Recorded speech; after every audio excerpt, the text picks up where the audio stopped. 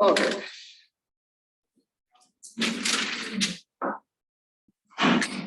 The last part of clustering.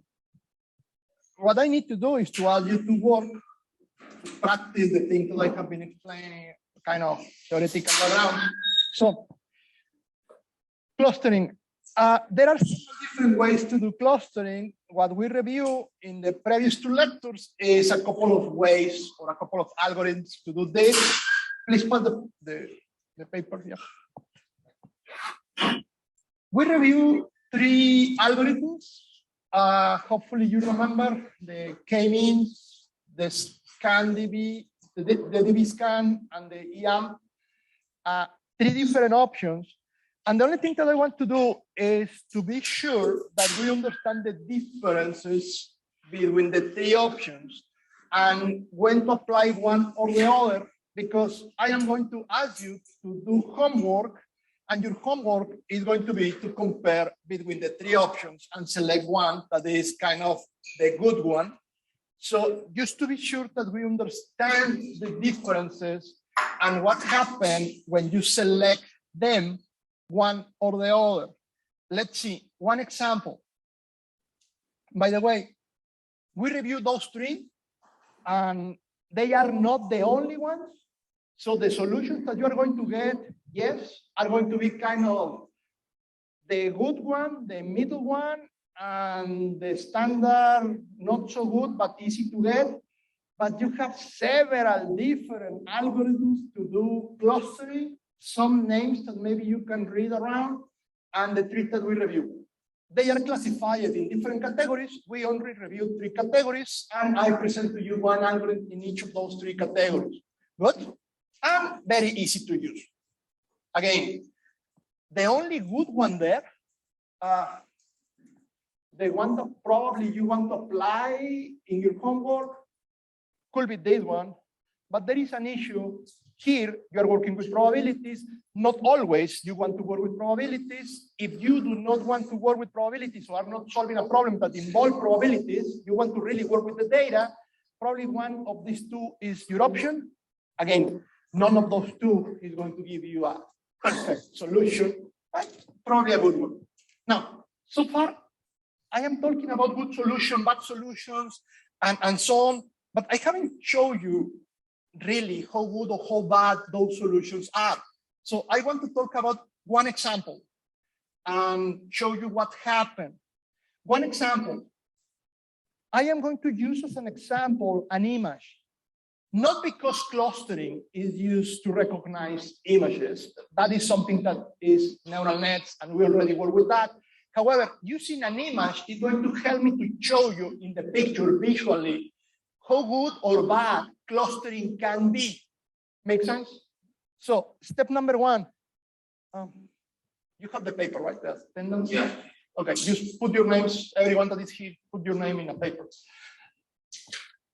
Can I transform this image to a data set? And hopefully everyone agree, like, yes, you can do it. In particular, what do you think about that image really can become that data set? It's not the full data set, but this is an example. Can I use as a columns, basically, the features of the image? And the features of the image is the X, Y position of the pixel and the colors, RGB colors of that particular pixel. So you can transform an image like this in basically rows that have X, Y, RGB. Makes sense, right? Now, to be honest, what do you think about the X and Y column? They are going to be useful in the data set.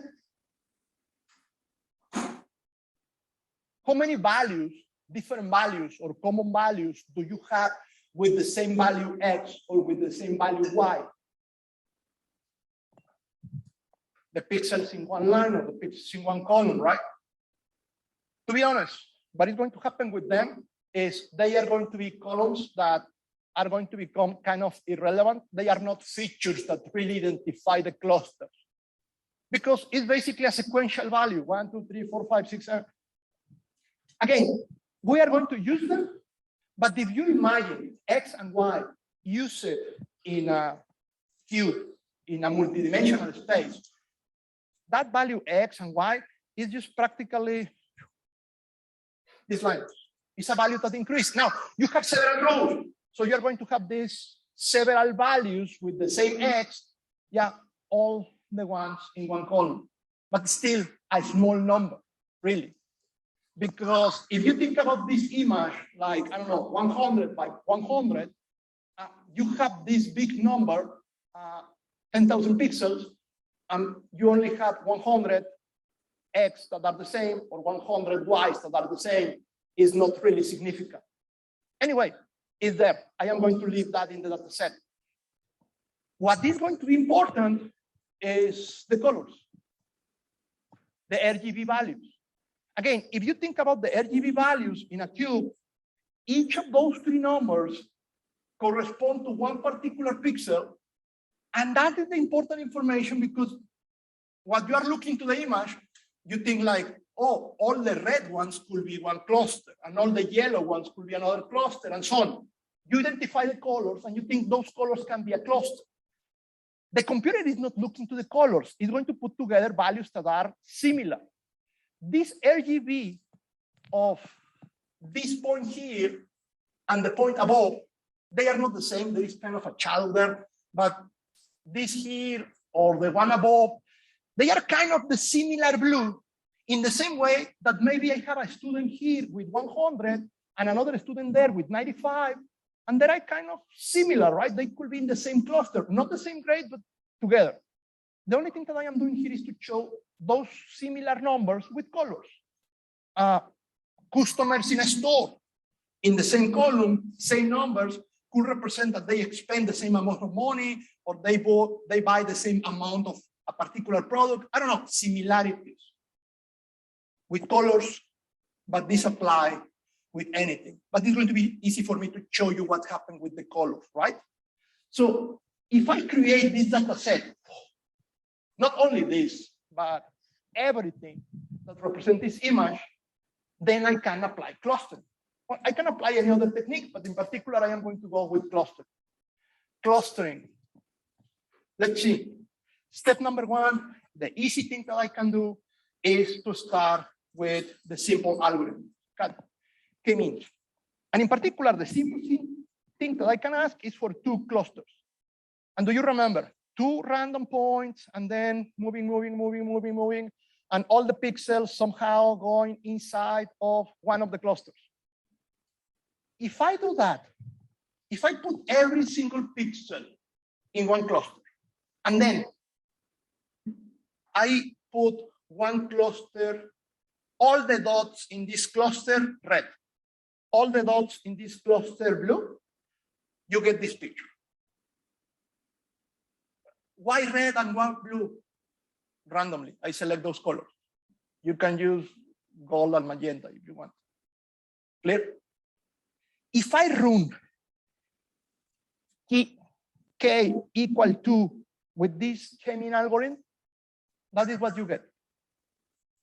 Did you notice how not exactly good it is? I mean, if your idea was, I want to recognize these 4 pieces of the puzzle, well, you ask for 2. Okay, maybe your thinking is, okay, give me 2, one cluster, the pieces, and the other, the background. No, because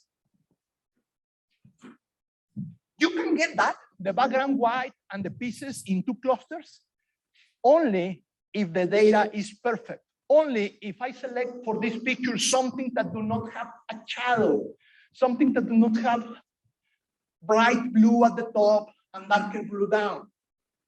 Why did I select this light and dark? Because that really represents what happened in the data. Again, 95, 100 in the grade, 100 could be the darkest one, 95 could be some kind of a little bit light, and even a 90 could be lighter, but they are in the same group, different tones, different values. Because that diversity, that noise, my K2 is like this. And you can think about 2 things. Number one, is bad because it's not recognizing what I want. However, if you think twice, it's the simple algorithm, and almost you get the pieces and the background separated. So if you think about customers or a student or whatever, I am getting the ones that are outside and inside almost perfect, except for a small group here. I am going to lose this group, but the others, check these lines here. And again, forget about the picture. I am not detecting shapes, but this is data. And I clearly separate the data of these guys versus this white other group of guys. Not so bad, but I missed this. In the picture, it's kind of 80% okay, 75% if you want, 25, 25, 25, and the background is like whatever. It's not so bad, but it's not good. If you're thinking about customers in the store, could be good enough if you think in millions of data. If you want to really recognize with detail my students in a class of 100 students, it's pretty bad. Now, okay, the problem was that you select 2 clusters. What if you select more clusters? And I am sure that you are asking or thinking about 4. Let's go for the 4. Well, before going for the 4, what about 3? Just checking. 3 clusters. And again, it's not about the colors, it's about similar data. And now 3 clusters. And what I am doing is all the pixels in one cluster, red, all the pixels in another, blue, all the pixels in another, green. So it's not the colors of the image, it's just 3 representation, 3 groups. What's happened now? Do you remember that in the solution with 2, this group here was out? This group was with the red. Okay, now this group is inside. But the 3rd cluster that I create was for the top. Red, blue, green. Again, if you're trying to identify the 4 pieces, still bad. If you're trying to separate background from the 4 pieces, it's like, well, at least now you have 2 clusters with the pieces, 1 with the background, but you need to identify that. The problem with clustering, or the problem with this learning that is not supervised, is you need, not you as a software engineer, but you as a data scientist, to search for an explanation of the solution. It's like, okay, what are those? Oh, now I understand that maybe the green plus the blue could be the solution for my looking for the elements in the puzzle and the background, even though I do not have, or I miss the elements that are borderline. The borderline here that should be red are used inside of the blue. Okay, let's move to the 4 elements. Like the 4 should be the good one.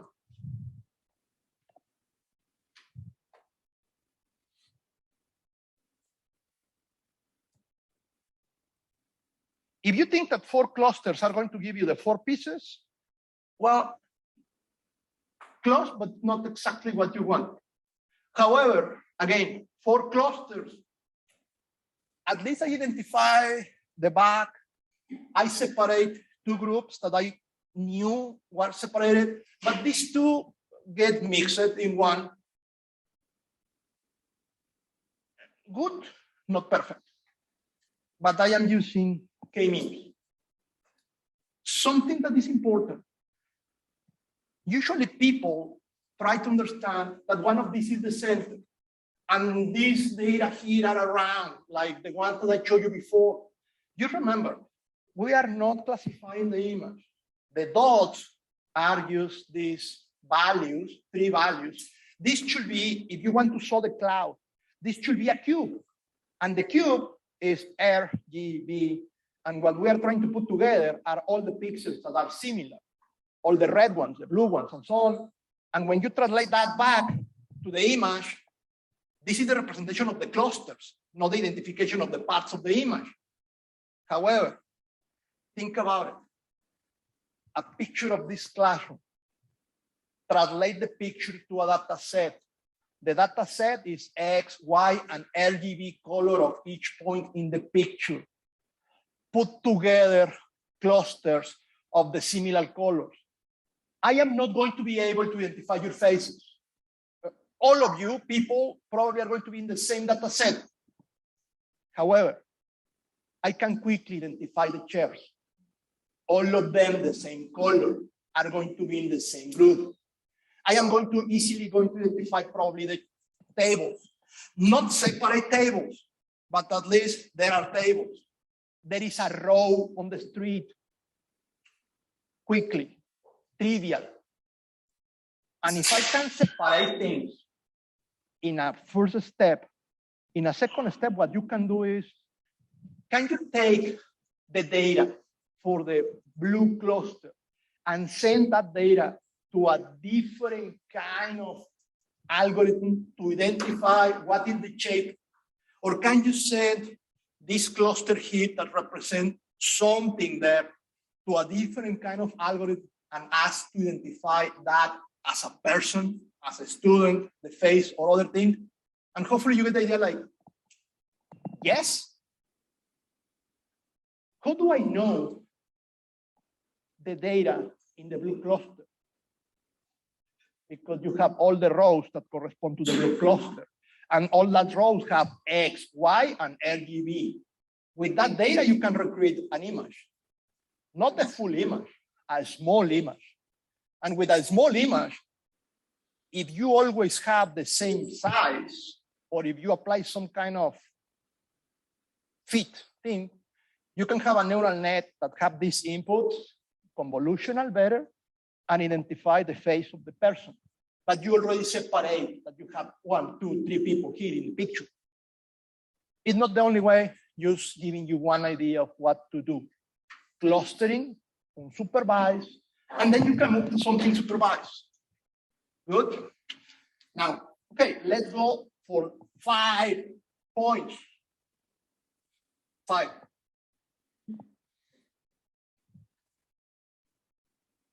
Five was the number, right? 1, 2, 3, 4, and the background 5. There are 5 colors there.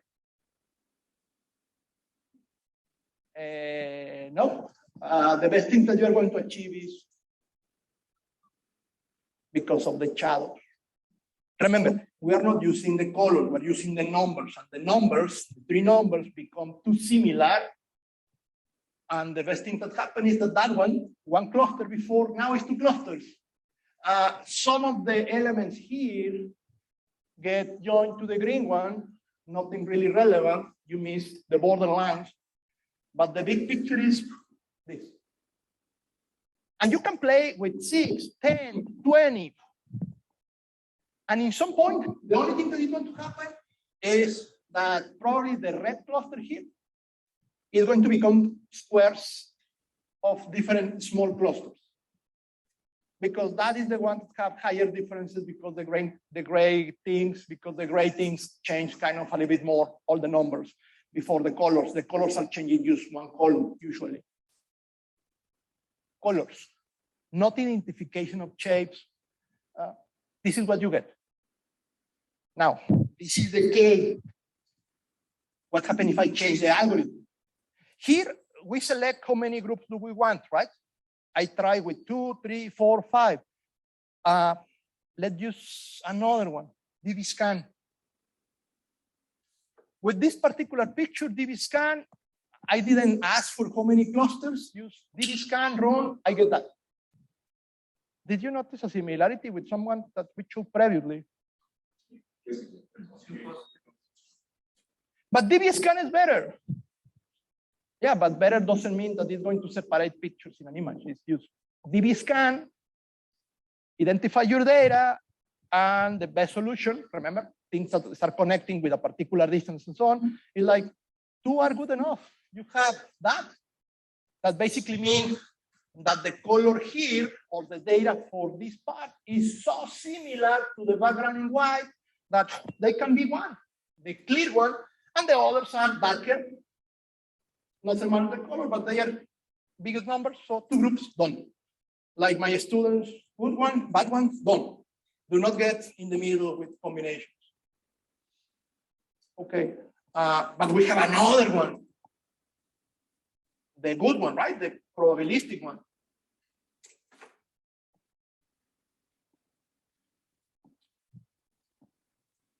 This one, tell me that I have 7 clusters from 0 to 6.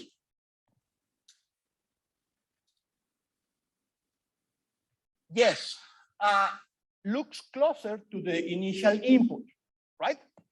Finally, I have separate groups for the 4 groups that I know I have before. Again, they represent colors, they represent these pieces, but could be any other thing. I already know that I have 4 groups, your 4 groups. However, I was looking for 4 groups, but this algorithm, you are going to notice, take more time to run. Obviously, you are calling a function for every pixel there. It's going to tell me 7. 3 clusters are really something that I do not need. 3 clusters are basically the borders. If you notice, I have one here, another one in the other part, and some kind of borders there that was put separated.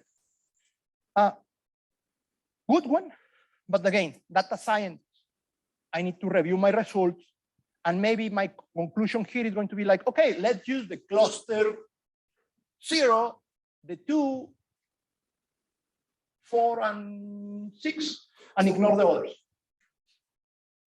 You have this element, this line, the centroid. For them, you can identify whether or not some new element is close to them, likelihood, and ignore other elements, your decision. Here, hopefully, it's easy to understand, kind of good or bad, because I am showing you a picture. Again, clustering is not for that only task. My goal here is for you to check visually good and bad results. Clear? Okay, now, one more. If this is the picture or the data set for that picture, if we agree that X and Y are really relevant, the only thing that I am using is the color, can you transform this guy also to a data set? And can you agree that it's exactly the same process as before? Now, the only thing that I am showing you here is that with this guy, I do not have these 4 groups of information. I have maybe 2 groups. And I say maybe because, you know, the maroon and gold, the background 3, if we want to identify things that are outside. Similar process. How many clusters, or what is going to happen if I ask for 2 clusters? K means 2.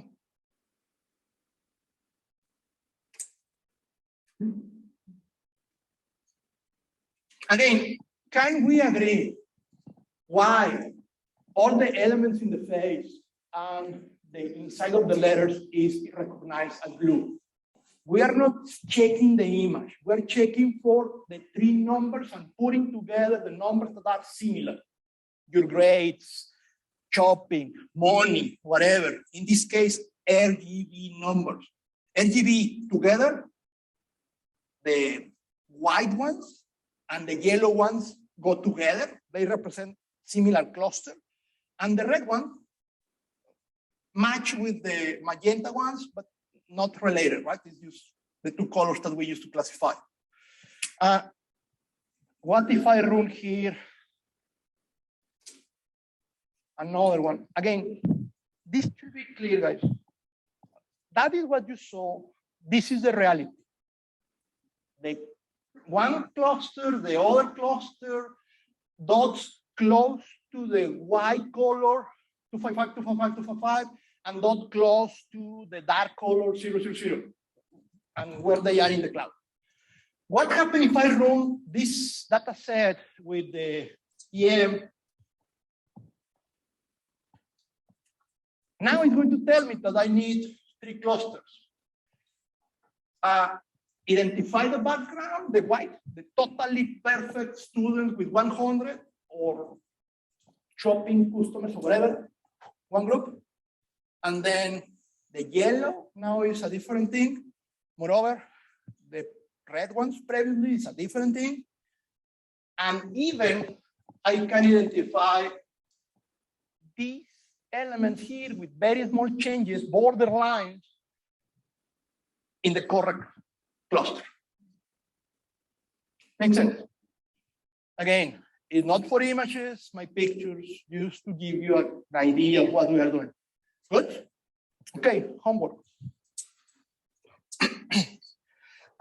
Something that I am going to ask you to do is to run some clustering with some data sets, not pictures, data sets.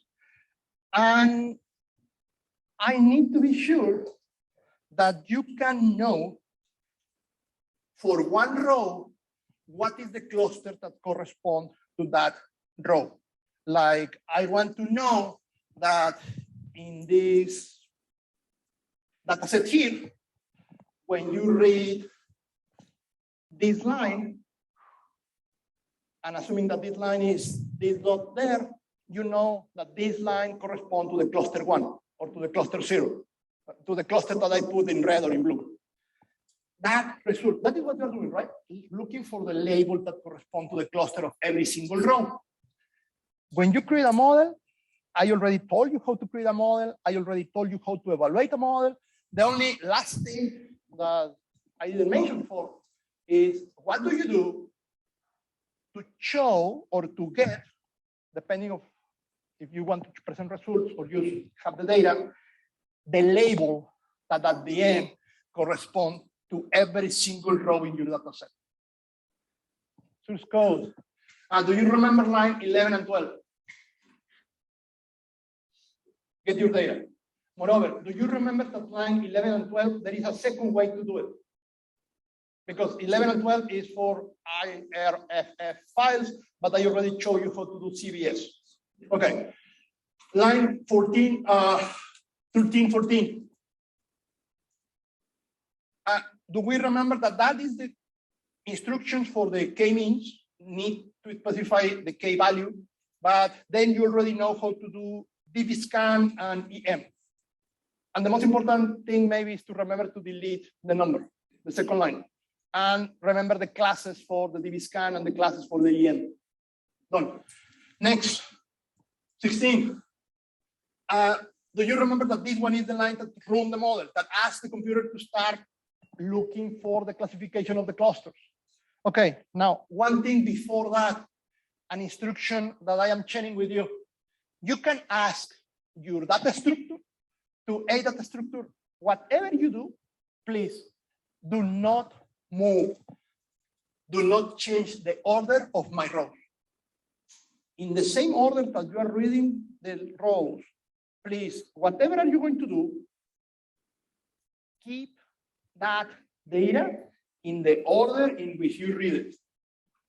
And why? Because there are some algorithms that you have the data, you read the data, and this data set, this data structure is the same one that you're going to use to work.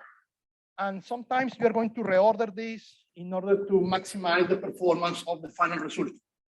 What I am asking here is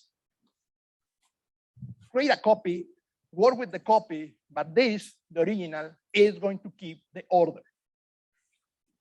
Just like that. You are not going to impact the performance a little bit, the copy. But I am asking to keep the order. Why? Because what I am going to do is to show the classification of the rows, and it's good to have the same data set that you already have in a CBS file, and when you read the result, it's like, okay, this is the order, this is the category, line by line. If you do not want to do that, like I do not want to preserve the order, the thing that you can do is, okay, program, change the order, I don't care.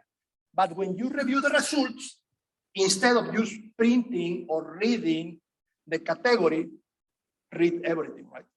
Read the category and read the other data, so you know that this category corresponds to this entry, and well, you don't care about the order, so this entry use the data that correspond to the category and is some of your rows.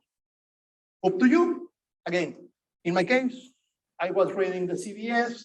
I want to preserve the order, just to copy paste this here, preserve the order. But you can ignore that line if you are going to anyway print everything. Now, printing everything or getting the data. What I am showing you here is an example of printing the data. But obviously, you do not need to print. You can create a file and save. You can use sending data to another program. That is a different story. Printing the data. What is happening in the lines 18 to 22? An array of integers, whatever name you want to use, model, get assignments. What do you think is going to be these numbers that this method get assignments assigned is given to me? What?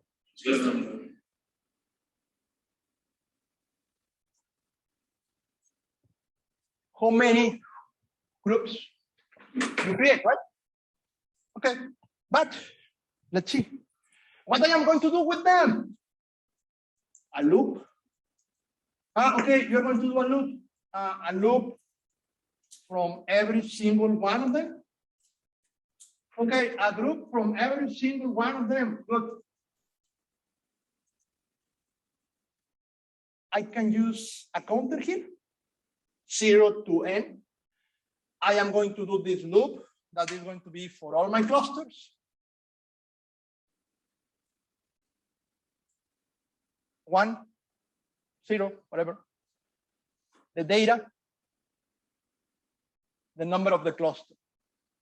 Give me the data that corresponds to every single one of the cluster. Keeping the order is going to give me first the elements of one cluster, then the elements of the other cluster. I am going to finish one, and then I am going to print the others. And what you get there, all the data with the corresponding place cluster that data belongs. So you know your data, and you know the clusters. Done, right? You can create a cluster. You can review the data. Moreover, you can evaluate your cluster. Remember, this is unsupervised, so you do not have the correct answers. The closest thing to that is you evaluate the likelihood, like how far or close a new data is going to be from the cluster that I already defined. That is good, but you can also evaluate accuracy, and you can evaluate more if your data set provides you with the labels. Again, that is not the goal. The goal is that you do this for unsupervised. You do this for occasions in which you do not have labels. However, if you have a data set with labels, you can do this and use the labels to compare how good or bad that data set was for unsupervised, right? And that can give you an idea with further use. Assignment. Could it be possible for you to do the following? And your assignment is basically to use this source code. This source code is putting together all the things that we have been reviewing in the previous lecture. Create the model, evaluate the model, and now printing the cluster for each row in the model. Using that source code, can you help me to work with 3 data sets? Data set number 1, something that you already know, the Irish data set. Why I am asking for the Irish data set? Because you're familiar with that one. You already work with that one with neural networks. So if now I ask you to use that one with a different kind of algorithm, this clustering, I think you can have a good idea of how good or bad that one is. Now, that one in particular, as you remember, you have 150 inputs, right? And as you remember, you have kind of balanced 50-50-50 in 3 different categories. The categories have those 3 names.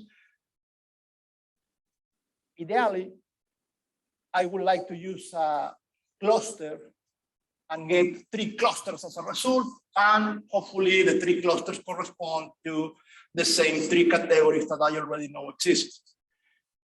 I showed you that before, and I hope you remember that one cluster was good, but the other 2 was like less elements, more elements, because something happened. I am just asking you to re-implement this. I showed you came in 3, and my result was that one, kind of more or less. Can you help me to run DBSCAN? Can you help me to run EM with that data set? Can you evaluate this in the way that you know, evaluation class, and tell me which of the three looks better for this particular data set. I think everything here and above is something that we did before. There are material in the lectures, something that I show you should be easy to do, right?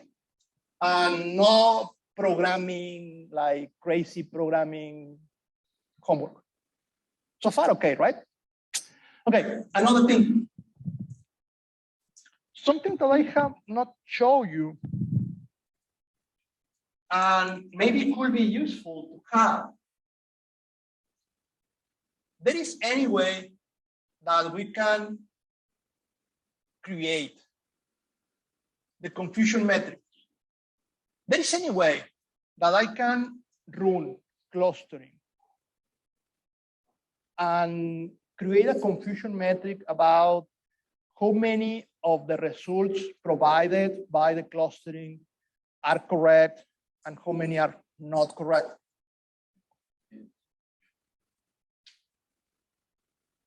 What do we need to do? Option number one, obviously, is to call a method that exists in the library, right? Forget about it. Option number two, you, developers. If you have access to all the assignments in the data set, and you already know that the total is 150, can you check which assignments per row are correct and which ones are not? And do you have the correct answers in the data set, right? So can you compare row by row using a loop, the cluster result with the correct result? And basically it's a counter that is +1, +1, +1, +1, the true positives.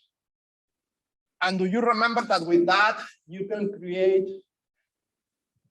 a confusion matrix? Well, you need to count the true positive, the true negative, and so on. Count the numbers per category. But you can calculate the accuracy just with the true positives and the 150 that you already know that exists in total. I mean, there is no way that the 150 is going to change, right? So you can do this for the clustering. And the only reason because I am asking for this is because you already have the results. And if you already have the results, you can not only tell me the likelihood of my clusters, but you can really tell me the accuracy of the model. And that accuracy is a value that you already have for the neural net. So now we can compare the same number with two different models. And that is the only reason for asking you to do this. Clear.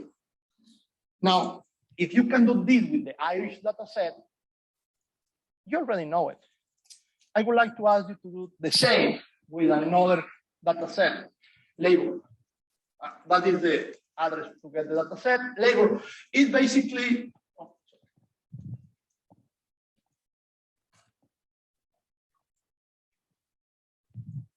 the label data set is the one that have the data used for contracts and whether or not a contract is acceptable or not. That is the other link. And this is the link for the Irish data set. So what you're going to have in the contract is a bunch of data, 57 rows, several attributes you're going to notice. And at the end, the class is bad or good. All the columns talk about money and about interest and about but the idea is they are a sample of good contract, bad contracts. Things that you should say yes and things that you should say no because of the parameters there regarding that. So exactly the same idea, but this one, do we understand why I am asking you to run a k-means too? I want to get close to the two categories, DBSCAN, EM, likelihood for evaluation of the tree, and then confusion metrics. Obviously, this one, use only the best one, right? I mean, you do not need to do this for the tree. Is you decide which of the three is better, and then for that one, go for the confusion metric and go for the accuracy. Same thing twice. Looks like you can do a program and just run your program with two different data sets. Should not be so complicated. Now, one more.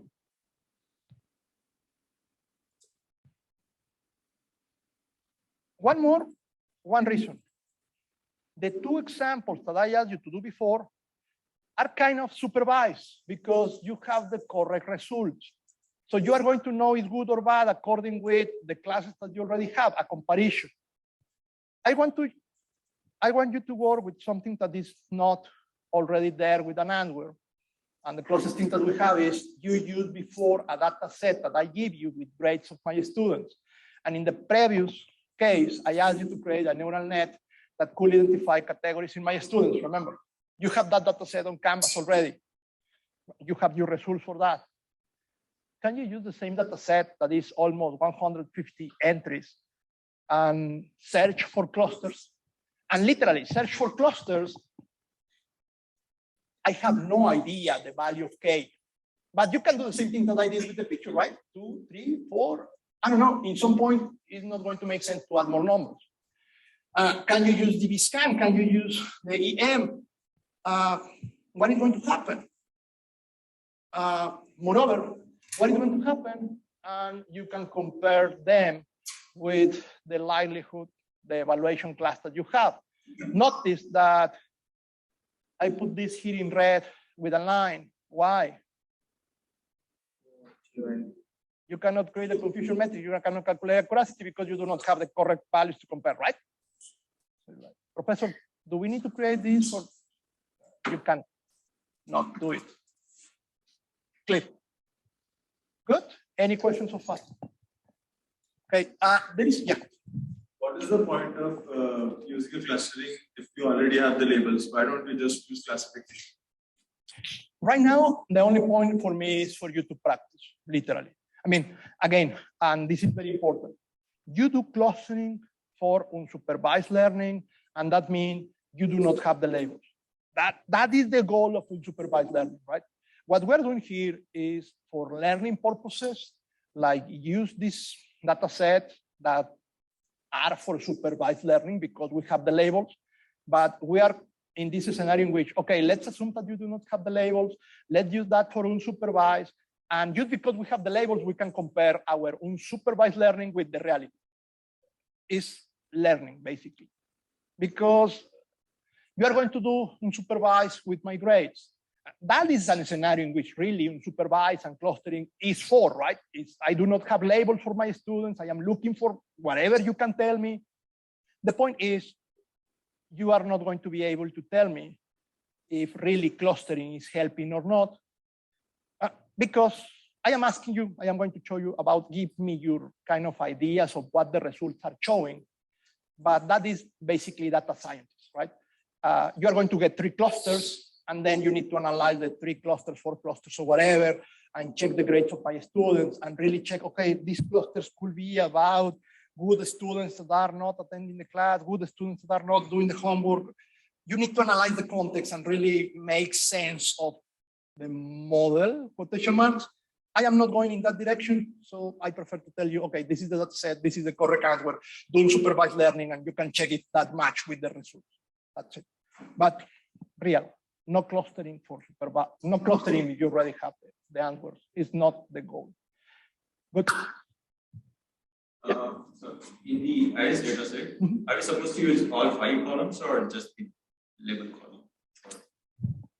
For the clusters, use the 4 columns.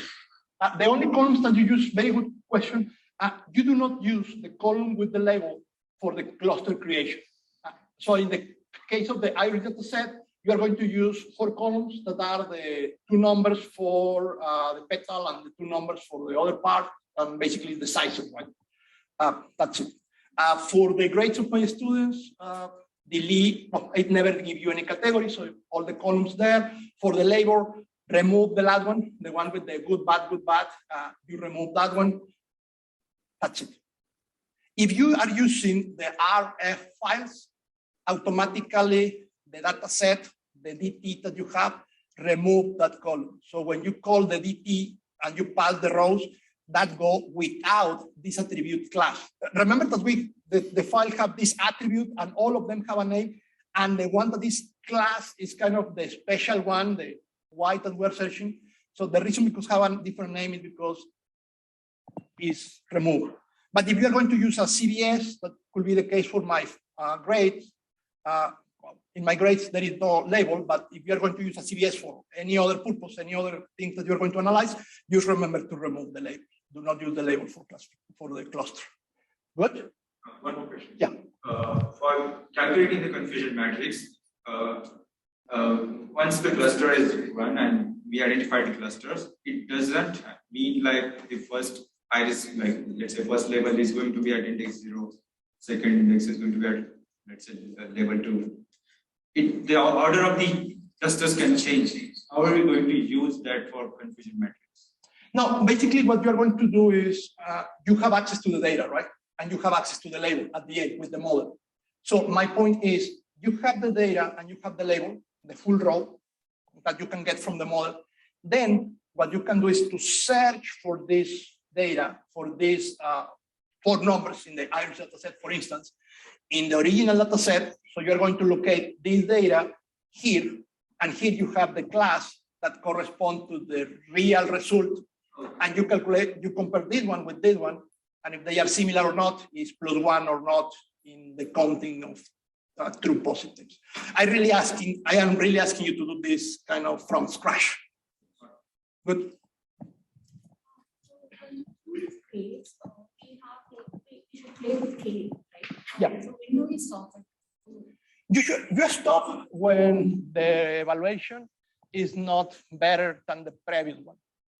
Basically, I mean, for the homework, you can stop with 5, 6, basically what I did with the picture, but you are going to notice in some point, 6, 7, the number, the likelihood is not going to be better. From 2 to 3, basically you're going to have a small increment, 3 to 4, smallest. The other, you're going to notice that it's not changing. And moreover, you're going to notice that in some cases it's going to go worse. So in that point, you stop in general. For the homework, you can stop with a couple of them. In general, that number tells you when to stop. The increase of the improvement of the likelihood. Clear? Okay, guys, I asked you to put your names in a piece of paper. Everyone here have the name there. Good. Okay, guys, I stop here. This is a homework. You submit in a week. Your quiz for today, the paper. We stop here. We continue next week.